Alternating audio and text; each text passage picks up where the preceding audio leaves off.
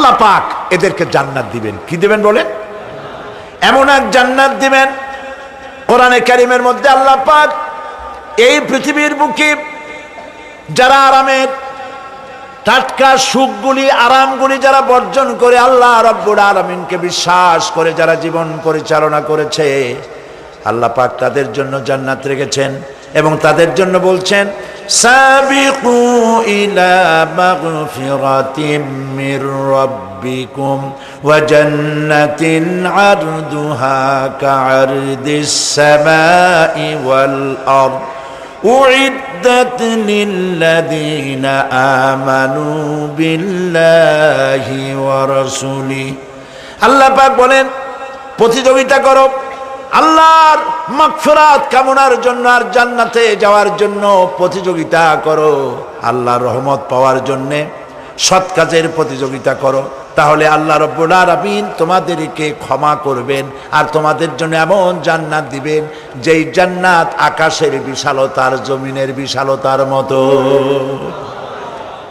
এই বিরাট জান্নাত তোমাদেরকে দিবেন। এই জান্নাত চিরস্থায়ী সুখ এবং শান্তি জায়গা হবে। মাসালুল জান্নাতিল্লাতী উইদাল মুত্তাকুন ফিহা আনহারুম মিন মাইন গায়রি আসিলিন ওয়া আনহারুম মিন লাবানিন লাম ইয়াতাগায়্যার তা'আমুহু।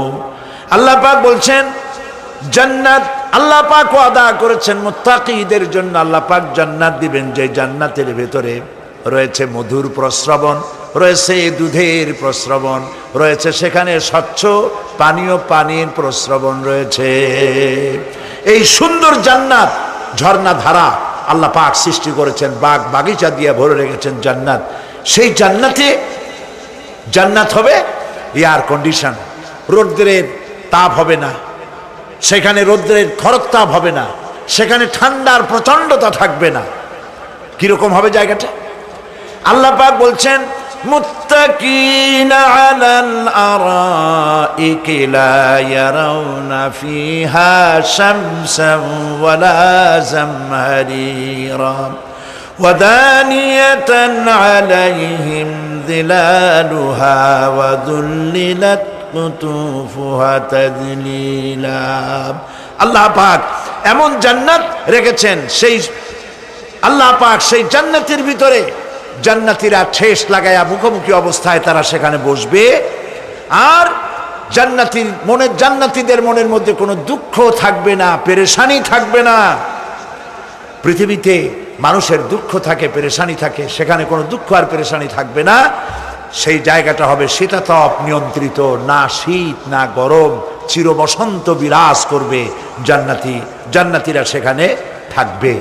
এই সুন্দর জান্নাত আল্লাহ পাক রেখেছেন মুত্তাকিদের জন্য। সুবহানাল্লাহ। কাফেরদের জন্য জান্নাত হবে, জাহান্নাম হবে চিরকাল। খালিদিনা ফিহা আবাদান, চিরকাল কাফেরেরা জাহান্নামে থাকবে। সর্বশেষ যে ব্যক্তি জাহান্নাম থেকে মুক্তি লাভ করবে তাকে আল্লাহ পাক বলবেন, ফেরেশতাদেরকে বলবেন, ও আমার ফেরেশতারা আমার এই বান্দাকে জান্নাত এবং জাহান্নামের মাঝখানে রেখে দাও। জান্নাত এবং জাহান্নামের মাঝখানে লোকটি যখন থাকার জায়গা পাবে সে জান্নাতের দিকে তাকায়া দেখবে আর কাঁদতে থাকবে। আল্লাহ পাক জিজ্ঞেস করবেন, বান্দারে যুগের পর যুগ ধরে জাহান্নামে কেঁদেছো, আমি রব্বুল আলামিন জাহান্নাম মাফ করে দিয়া জান্নাত জাহান্নামের মাঝখানে রেখে দিয়েছি, আযাব থেকে তো বেঁচে গেছো, এখন কান্দো কেন? লোকটি বলবে, রব্বুল আলামিন কান্দি এই কারণে, জাহান্নাম থেকে মাফ করেছো, তোমার শুকরিয়া আদায় করি। জান্নাত তো আমার কপালে নাই, কিসমতে নাই, কিন্তু জান্নাত আমি এখান থেকে দেখতে পাচ্ছি, জান্নাতের সুঘ্রাণ আমার নাকে আসতেছে, কপালে নাই যাওয়ার। আমি কাঁদি এই জন্য, তুমি যদি মেহেরবানি করে আমাকে জান্নাতের দরজার কাছে একটু দাঁড় করায় দিতা, প্রাণ ভরে তোমার জান্নাতের দৃশ্যটা একটু দেখতাম। আল্লাহ পাক তার আরজি পূরণ করবেন, বলবেন যাও, ফেরেশতাদের বলবেন এর জান্নাতের দরজার কাছে দাঁড় করায় দাও। জান্নাতের দরজার কাছে দাঁড়িয়ে লোকটি আবার কান্না শুরু করবে। আল্লাহ পাক প্রশ্ন করবেন, এবার কান্দো কেন? লোকটি বলবে, রব্বুল আলামিন, কান্দি এই কারণে, জান্নাতের এই দরজায় দাঁড়ায়া জান্নাতের অফুরন্ত নেয়ামত কিছুই ভালো করে দেখা যায় না, শুধু অল্প জায়গা দেখি। যদি তুমি আমারে দয়া করে জান্নাতের মাঝখানে দাঁড় করায় দিতা, চতুর্দিকে তাকায়া তাকায়া দেখা কলিজারে ঠান্ডা বানাইতাম। তবে আমি ওয়াদা করি, জান্নাতের কোনো নাজ নেয়ামত, কোনো ফল আমি খাবো না, ধরবো না, সইব না। একটুখানি মেহেরবানি করে মাঝখানে দাঁড় করাইয়া দাও, জান্নারে ঠান্ডা করি। আল্লাহ রব্বুল আলামিন ফেরেশতারে বলবেন, আমার এই বান্দারে জান্নাতের মাঝখানে দাঁড় করাইয়া দে। আল্লাহর নবী বলেন, জান্নাতের মাঝখানে দাঁড়িয়ে লোকটি আগের চাইতে আরো জোরে চিৎকার মেরে কাঁদতে থাকবে। আল্লাহ পাক বলবেন, বান্দারে কি হলো তোর? দরজার কাছে আসতে চাইছিলে, আইনা দিলাম। এবার মাঝখানে আসতে চাইছো, তাও এনে দিয়েছি। আবার কান্দো কেন? লোকটি বলবে, রব্বুল আলামিন, এবার কান্দি এই জন্যে, তুমি যখন দয়া করে একটিবার জান্নাতের মাঝখানে এনে আমাকে দাঁড় করায় দিয়েছো, তুমি রহমান রহিম গফুরুর রহিম, এই জান্নাত থেকে আবার আর বাইর করে দিও না। আল্লাহ রাব্বুল আলামিন বলবেন, ও আমার বান্দারে, আমার এই জান্নাত তোর খুব পছন্দ হয়েছে নাকি? লোকটি বলবে, রব্বুল আলামিন, কলিজা ঠান্ডা হয়ে গেছে, ভাবতেও পারি না এই জান্নাত এত সুন্দর। আল্লাহ পাক বলবেন, বান্দারে, এরকম একটি নয়, দুইটা নয়, তোর জন্য আমি 10টা জান্নাত এরকম রিজার্ভ করে রাখছি। সুবহানাল্লাহ। আল্লাহ পাককে ভয় করে পৃথিবীর সমস্ত পাপ থেকে যারা নিজেকে রক্ষা করবে, আল্লাহ তাদের জন্য এই জান্নাত রেখে দিয়েছেন। সুবহানাল্লাহ। সেই জান্নাতের রিসিপশন আপনারা আন্দাজ করতে পারবেন না, রিসিপশন কারে কয়। কি এর প্রধানমন্ত্রী আর প্রেসিডেন্ট, 4-5টা পুলিশ আর আর্মি আসে, একটা ফট করে সেলুট মারলো, বা শেষ হয়ে গেল, এরকম না। জান্নাতীদেরকে রিসিপশন দেওয়া হবে। জান্নাতীরা যখন আল্লাহর হুকুমে জান্নাতের দিকে যেতে লাগবে, আর যখন জান্নাতের কাছে চলে যাবে, আল্লাহ রাব্বুল আলামিন শোনায় দিচ্ছেন, হাত্তা ইযা জাউহা ফুতিহাত আবওয়াবুহা ওয়া ক্বালা লাহুম খাজানাতুহা সালামুন আলাইকুম তিবতুম ফাদখুলুহা খালিদিন। সুবহানাল্লাহ। জান্নাতীরা যখন জান্নাতে প্রবেশ করার দরজার মুখোমুখি হবে, দ্বার রক্ষীগণ তখন বলবে, সালামুন আলাইকুম, আল্লাহর শান্তি তোমাদের উপরে বর্ষিত হোক। সুবহানাল্লাহ। দুনিয়ার টাটকা টাটকা সুখগুলি 2 পা দিয়ে ঠেলে দিয়েছো, টাটকা সুখগুলি গ্রহণ করো নাই, হারাম খাও নাই, আল্লাহর দ্বীন কায়েমের জন্য রক্ত দিয়েছো, জীবন দিয়েছো, কষ্ট করেছো, আল্লাহকে ভয় করেছো। আমাদের সালাম গ্রহণ করো, জান্নাতের মধ্যে ঢুকে যাও চিরকালের জন্য। সুবহানাল্লাহ। আর বাইর হওয়া লাগবে না, চিরকাল এই জান্নাতের মধ্যে তোমরা বসবাস করতে পারবে, আল্লাহ রাব্বুল আলামিনের ফেরেশতারা বলে দিবেন। জান্নাতের মধ্যে আল্লাহ পাক হুরদের সঙ্গে জান্নাতীদের বিয়ের ব্যবস্থা করে দিবেন। কোরআনে কারিমে আল্লাহ পাক বলেন, মুত্তাকিইনা আলা সুরুজিম মাসফুফাতিন ওয়া যাওয়াজনাহুম বিহুরিন ঈন। সামনাসামনি ভাবে সাজানো সারি সারি আসন সমূহের উপর তারা ঠেস লাগায় বসে থাকবে, আর আল্লাহ রাব্বুল আলামিন হুরদের সাথে জান্নাতীদের বিয়ের ব্যবস্থা করে দিবেন। যেসব হুরের সঙ্গে বিয়ে হবে তাদের আল্লাহ পাক বিবরণ দিচ্ছেন, কি রকম হবে তারা। লাম ইয়াতমিসহুন্না ইনসুন ওয়ালা জান, এর পূর্বে জিন এবং ইনসান এদেরকে কেউ স্পর্শ করে নাই। কি রকম তারা? কাআন্নাহুন্নাল ইয়াকুতু ওয়াল মারজান, যেমন ঝিনুকের ভিতরে মণিমুক্তা থাকে, এইভাবে আল্লাহ পাক তাদেরকে পবিত্র করে রেখে দিয়েছেন। আমার প্রিয় ভাইয়েরা, আল্লাহ রাব্বুল আলামিন কোরআনে কারীমের ভিতরে বলেছেন, ফাবিআইয়ি আলা'i রাব্বিকুমা তুকাযযিবান। জান্নাত দান করে আল্লাহ পাক এবার জান্নাতীদেরকে সম্বোধন করে বলবেন, ইয়া ইবাদি লা খাউফুন আলাইকুমুল ইয়াওমা ওয়ালা আনতুম তাহজানুন। হে আমার বান্দারা, লা খাউফুন আলাইকুমুল ইয়াওম, আজ আর কোনো ভয় নাই। সুবহানাল্লাহ, সুবহানাল্লাহ। আজ আর কোনো ভয় নাই, কোনো চিন্তাও নাই, আরামে এই জান্নাতের মধ্যে বসবাস করো। এরপরে আল্লাহ পাক জিজ্ঞেস করবেন, ও আমার জান্নাতীরা, আমি যেসব ওয়াদা করছিলাম আমার ওয়াদা মোতাবেক সমস্ত নিয়ামত পেয়েছো? তারা বলবে, হ্যাঁ পেয়েছি, সব নিয়ামত আপনার ওয়াদা মোতাবেক সব পেয়েছি। আল্লাহ রাব্বুল আলামিন বলবেন, সব পাও নাই, ওয়ালাদাইনা মাজিদ, আমার কাছে আরো বেশি আছে। সুবহানাল্লাহ, আমার কাছে আরো বেশি আছে।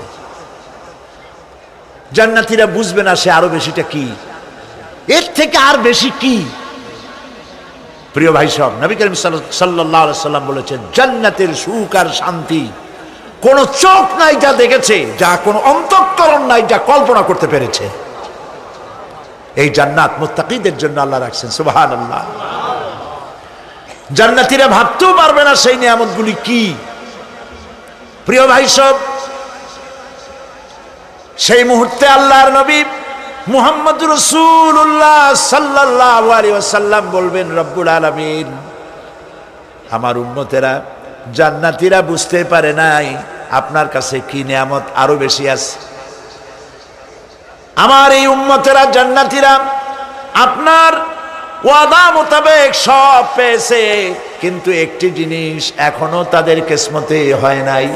সেই জিনিসটা হলো, যারা তার রবকে না দেখে শুধু কোরআন আর হাদিসের কথা শুনে আরবের ঘুম হারাম করে তাহাজ্জুদের নামাজ আদায় করেছিল, চোখের পানি ফেলেছিল, যারা জান্নাত দেখে নাই, জাহান্নাম দেখে নাই, আপনাকে ভয় করে যারা জীবন পরিচালনা করেছিল, যারা আপনাকে দেখে নাই, না দেখে শুধু কোরআন হাদিস বিশ্বাস করে যারা অকাতরে নিজেদের জীবন বিলায় দিয়েছিল, এই জান্নাতীরা এখন পর্যন্ত তার রবকে দেখতে পারে নাই।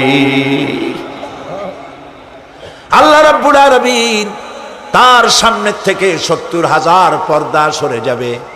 আল্লাহ পাক বান্দাদের আরজি পুরা করার জন্য জান্নাতীদের সামনে তিনি জালোয়া ফরোজ হবে। কোরআন শরীফের ভিতরে আল্লাহ পাক বলেন, জান্নাতীরা তারা আল্লাহর দিকে, জান্নাতীরা তার রবের দিকে তাকিয়ে থাকবে, আর রব তার বান্দাদের দিকে তাকায়া থাকবে। প্রাণ ভরে জান্নাতীরা রবকে দেখবে। সুবহানাল্লাহ, আল্লাহ পাককে দেখবে। প্রাণ খুলে আজ দোয়া করি, রব্বুল আলামিন, জান্নাতের যেই পরিবেশে, যেই জায়গায় তুমি দয়া করে তোমার গোলামদেরকে তুমি নিজেই দর্শন দিবে, দেখা দিবে। মনিব গো, ও আমাদের রব, আজ এই বিশাল জনসমুদ্র নিয়ে তোমার দরবারে আবেগ ভরা কণ্ঠে বলি, যেই অনুষ্ঠানটি তুমি এমন মুবারক অনুষ্ঠান করবে যেখানে তুমি জান্নাতীদেরকে দেখা দিবে, ওই জান্নাতের কোনো একটি, ওই অনুষ্ঠানের কোনো একটি কোনায় কানায় আমাদেরকেও দাঁড় করাইয়া দেখার তৌফিক। প্রিয় ভাই সব, আল্লাহ রাব্বুল আলামিন মানুষের সামনে এত সব নিয়ামত রেখেছেন, এই জান্নাত দান করবেন। এরপরে আল্লাহ রাব্বুল আলামিন কোরআনে কারীমের মধ্যে বলেছেন, রব্বিস সামাওয়াতি ওয়াল আরদি ওয়া মা বাইনাহুমার রহমানি লা ইয়ামলিকুনা মিনহু খিতাবা। এসব পুরস্কার রয়েছে তোমাদের সেই রবের পক্ষ থেকে যিনি আকাশ আর জমিনের মালিক। সুবহানাল্লাহ বলবেন না? যার সামনে কথা বলার ক্ষমতা কারো হবে না। এটি একটি মারাত্মক কথা। কিয়ামতের দিন আল্লাহর দরবারে কেউ কথা বলতে পারবে না আল্লাহর নির্দেশ ছাড়া। একটি আকীদা পরিষ্কার করে নিয়ে যান আপনাদের। সে আকীদাটা এভাবে পরিষ্কার করুন, কোন পীর সাহেব, কোন খাজা বাবা, কোন মাওলানা, কোন মুহাদ্দিস, কোন বুজুর্গ আপনাকে সুপারিশ করতে পারবে না যদি না আল্লাহ পাক তাকে কথা বলার তৌফিক না দেন। মনে থাকবে এটা। আয়াতুল কুরসির ভিতরে আমরা পড়ি, মান যাল্লাযী ইয়াশফাউ ইনদাহু ইল্লা বিইজনিহি। আল্লাহ পাক বলেছেন কিয়ামতের দিন আল্লাহর দরবারে কার সাহস আছে কথা বলতে পারে? মান যাল্লাযী ইয়াশফাউ ইনদাহু ইল্লা বিইজনিহি। আল্লাহর অর্ডার ছাড়া, হুকুম ছাড়া আল্লাহর সামনে কথা বলার সেদিন কেউ থাকবে না। সুবহানাল্লাহ। কেউ কথা বলতে পারবে না। সুপারিশ করতে হবে আল্লাহ যারে বলেন তুমি করো, অমুকের জন্য করো, সেই ব্যক্তি শুধু তার জন্যই করতে পারবে, আর কেউ কথা বলতে পারবে না। সেই কঠিন হাসরের ময়দান, যেদিন শুধুমাত্র আল্লাহ পাক কথা বলবেন, আর যারে বলতে বলবেন সেই কেবলমাত্র বলতে পারবে। সুপারিশ এটি আল্লাহ পাক কিয়ামতে পারমিশন দিলে বলা যাবে। হযরত ইব্রাহিম আলাইহিস সালাম কিয়ামতের দিন তার নিজের পিতা সম্পর্কে সুপারিশ করবেন। রব্বুল আলামিন, আমার আব্বার জন্য সুপারিশ করতেছি, মেহেরবানি করে জাহান্নাম থেকে তারে আপনি রক্ষা করুন। আল্লাহ রব্বুল আলামিন বলবেন, ইব্রাহিম তোমার সুপারিশ মঞ্জুর হবে না। প্রিয় ভাই সব, একটু মাথা খাটান, চিন্তা করেন। উলুল আযম পয়গম্বর, জাতির পিতা। কে জাতির পিতা? চিল্লায় বলুন, কলিজা সাফ করে ফেলুন। মুসলমানদের জাতির পিতা হাফিজ হাবিব কেউ হতে পারে না।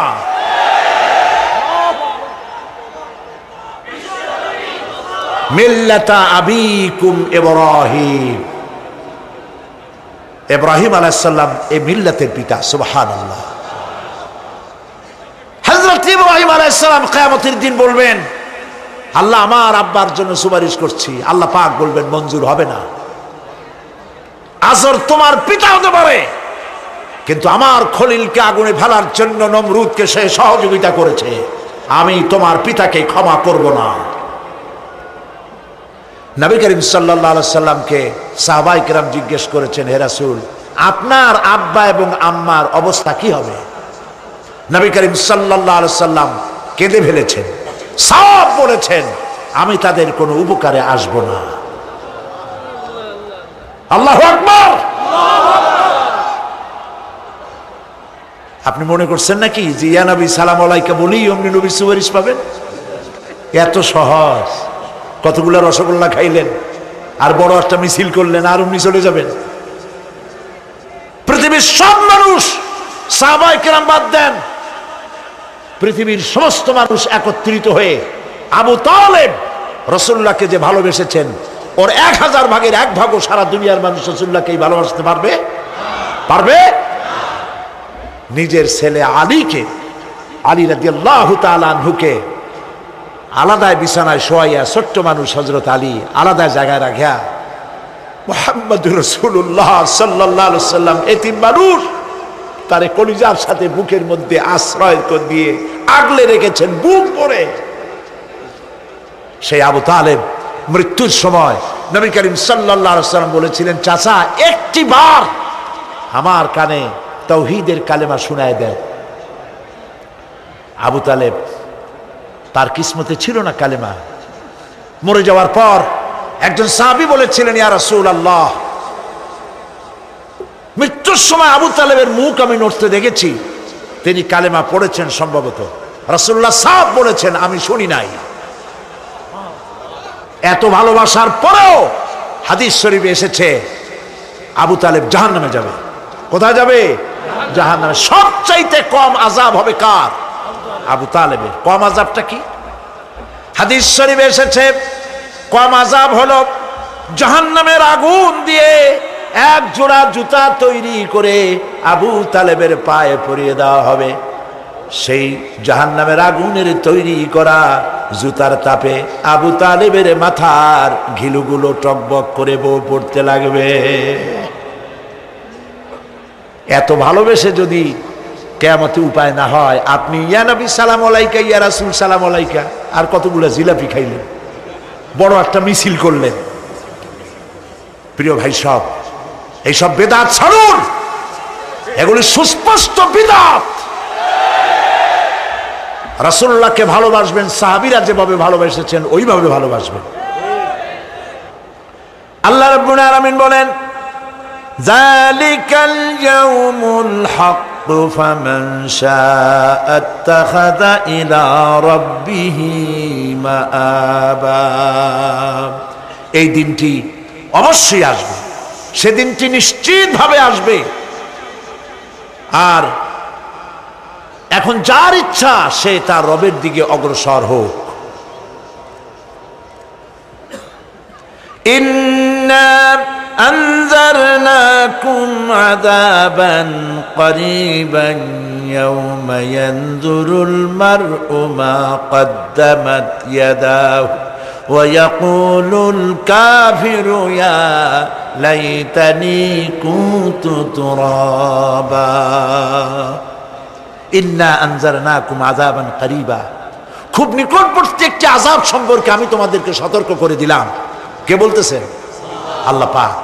লক্ষ্য করুন আল্লাহ কি বলছেন, খুব নিকটবর্তী একটি কঠিন শাস্তি, আযাব অর্থাৎ কিয়ামত, এ সম্পর্কে আমি তোমাদেরকে সতর্ক করে দিলাম। ইয়াউমা ইয়ানজুরুল মার'উ মা কদ্দামাত ইয়াদা, সেদিন প্রত্যেকটি লোক যা সে পাঠিয়ে দিয়েছিল এখানে, অর্থাৎ যা করেছিল সেগুলি সে দেখতে পাবে।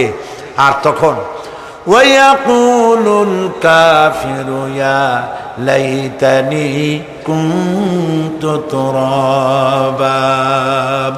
সেই কিয়ামতের ময়দানে অবস্থা দেখে কাফেররা বলবে, আহারে মানুষ না হইয়া যদি মাটি হইয়া যেতাম, যদি মাটি হতাম, যদি মানুষ না হয়ে না জন্মতাম, আজ এই হাসরের ময়দানে এইখানে এই বিচারের মুখোমুখি হতাম না, মাটি হইলে বরং অনেক ভালো হতো।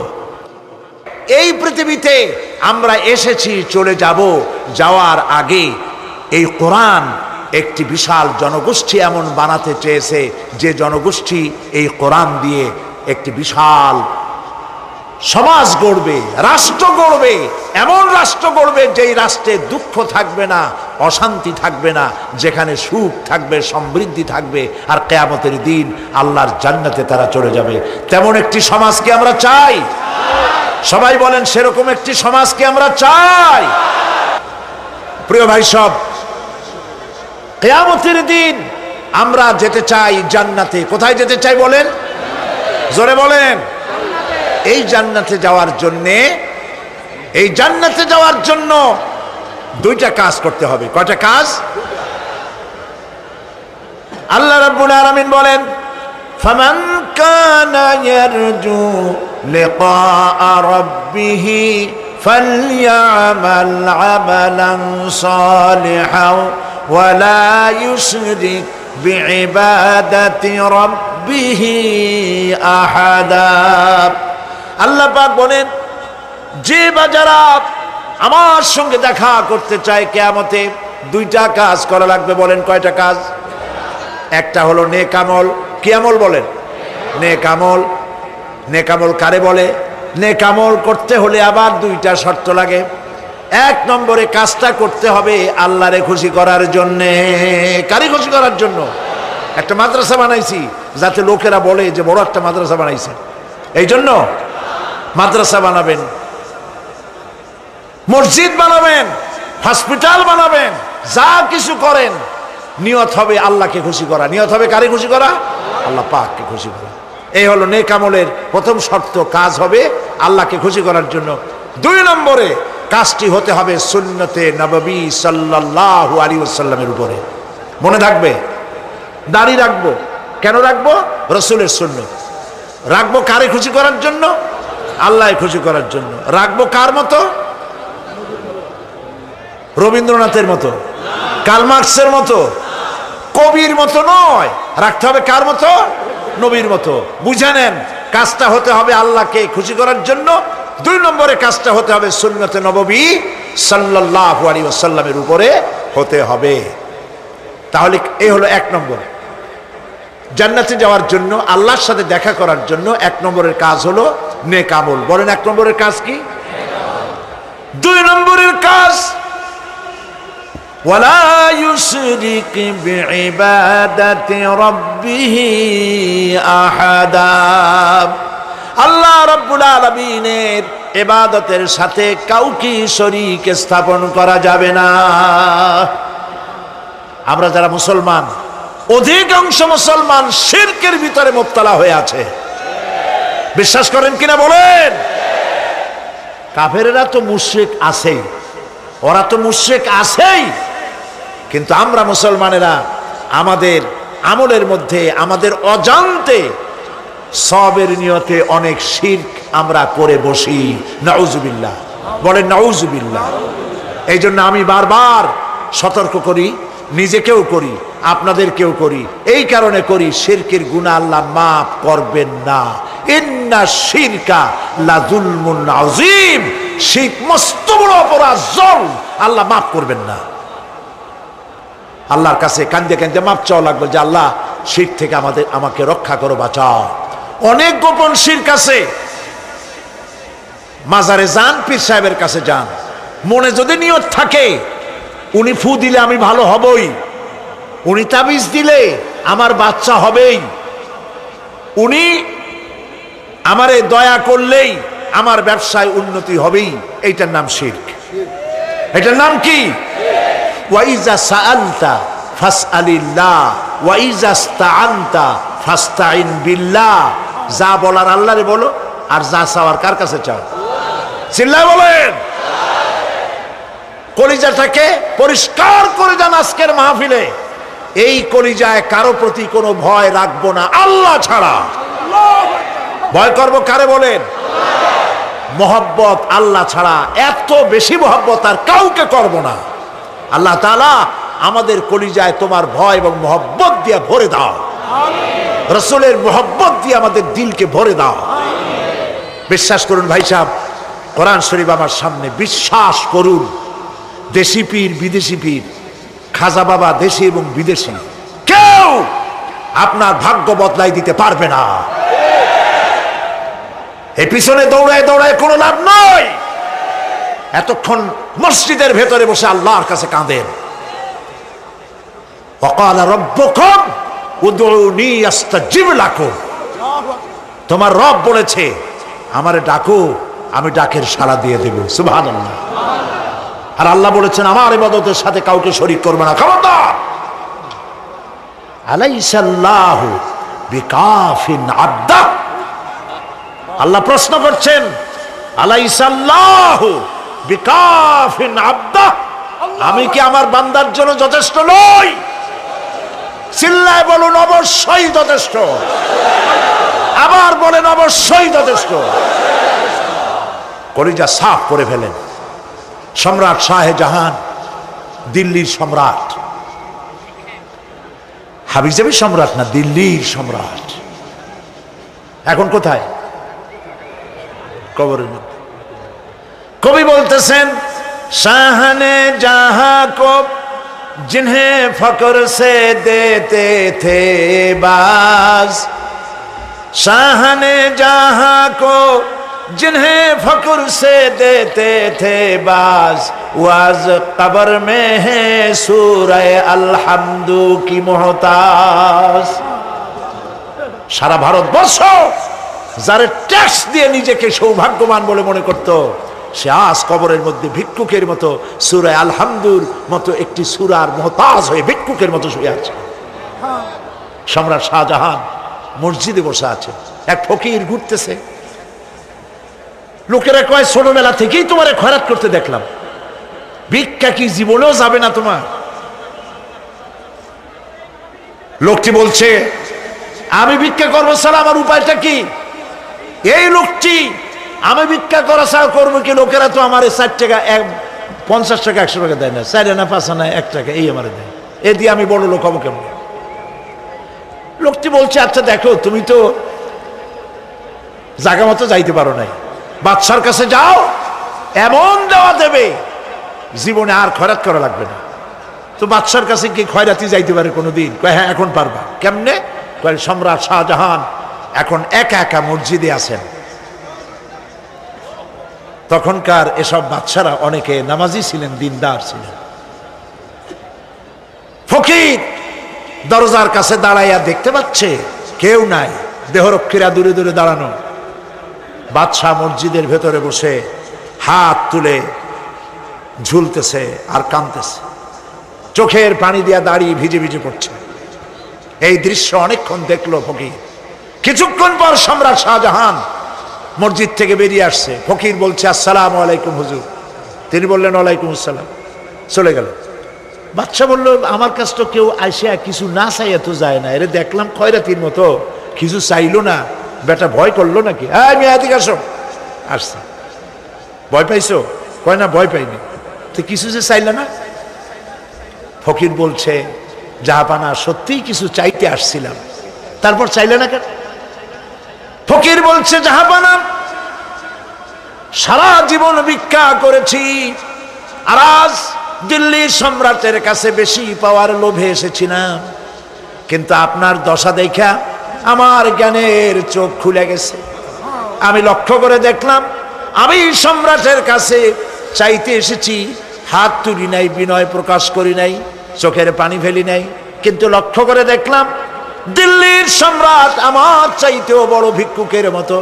আবার কোন সম্রাটের কাছে হাত তুলে কান্দে? আমার জ্ঞানের চোখ খুলে গিয়েছে, আমি বুঝতে পেরেছি সম্রাট কান্দে যেই সম্রাটের কাছে, তারে ছাড়া আর কারো কাছে জীবনে চাইব না। এই কথাই সূরা ফাতিহায় প্রত্যেক দিন পড়ি, বুঝি না কি পড়ি। ইয়াকা না'বুদু ওয়া ইয়াকা নাস্তাঈন। আয় আল্লাহ, একমাত্র তোমার গোলামি করি আর তোমার কাছে সাহায্য চাই, তুমি ছাড়া কারো কাছে সাহায্য চাই না। কলিজা সাফ করুন। কোন মরা পীর, কোন জিন্দা পীর আপনার মনের আশা পুরা করতে পারবে না, পারবে না, পারবে না।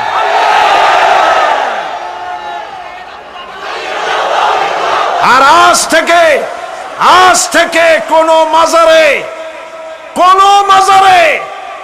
টাকা দিবেন না, পয়সা দিবেন না, আগরবাতি দিবেন না, মোমবাতি দিবেন না, গোলাপ পানি দিবেন না। কারা কারা দিবেন না হাত উঁচু করে দেখা।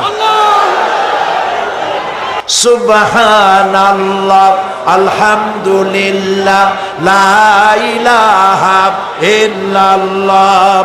সুবহানাল্লাহ, আলহামদুলিল্লাহ, লা ইলাহা ইল্লাল্লাহ। সুবহানাল্লাহ,